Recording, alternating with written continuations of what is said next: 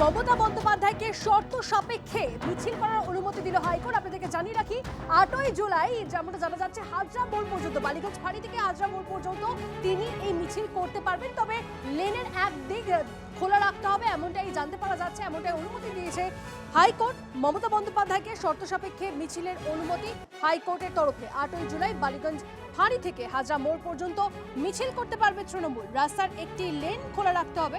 দুপুর 2:30 থেকে 4:30 পর্যন্ত এই মিছিল করা যাবে বলে এখন অবধি খবর পাওয়া যাচ্ছে। আর একবার আপনাদেরকে জানিয়ে রাখি এই মুহূর্তে যে খবরে নজর, মমতা বন্দ্যোপাধ্যায়কে শর্ত সাপেক্ষে মিছিলের অনুমতি দিল হাইকোর্ট। 8ই জুলাই বালিগঞ্জ ফাঁড়ি থেকে হাজরা মোড় পর্যন্ত মিছিল করতে পারবে তৃণমূল। শ্রাবন্তী আমাদের প্রতিনিধি আমাদের সঙ্গে রয়েছে, শ্রাবন্তী থেকে জানতে চাইবো, শ্রাবন্তী শর্ত বেঁধে দেওয়া হয়েছে হাইকোর্টের তরফে মমতা বন্দ্যোপাধ্যায়কে, শর্তগুলো কি?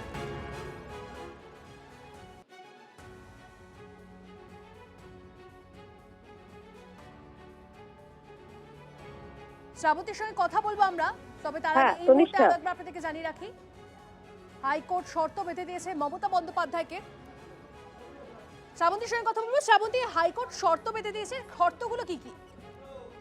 দেখো তন্নিষ্ঠা, যেহেতু আজকে রাজ্য সরকারের আইনজীবী বলেন যে রাস্তা দিয়ে অর্থাৎ বালিগঞ্জ ফাঁড়ি থেকে শুরু হবে এবং হাজরা মোড়ে গিয়ে শেষ হবে মিছিলটি, সেই রাস্তায় একটি হাসপাতাল রয়েছে, কলেজ রয়েছে। কার্যত যদি এরকম কোনো রকম মিছিল হয় তাহলে রোগীদের আত্মীয়রা যেরকম অসুবিধার মধ্যে পড়বেন, ঠিক তেমনি ভাবে কলেজ স্টুডেন্টদেরও একটা যানজটের সমস্যার মুখে পড়তে হবে। আর এখানেই বেশ কিছু শর্ত বেঁধে দিয়েছেন বিচারপতি সৌগত ভট্টাচার্যের আদালত। তার বক্তব্য যে যেহেতু আপাতত 8ই জুলাই মিছিলটি হচ্ছে, সেক্ষেত্রে বেলা 2:30 থেকে 4:30 মধ্যে এই মিছিল শেষ করতে হবে এবং 1000 জনের বেশি কোনো সমর্থক এই মিছিলে অংশগ্রহণ করতে পারবেন না। ধন্যবাদ। মিছিলের জন্য পারমিশন চেয়েছিল আগামীকাল, সেটা রিজেক্ট করেছিল, এর আগের সপ্তাহ রিজেক্ট করেছিল।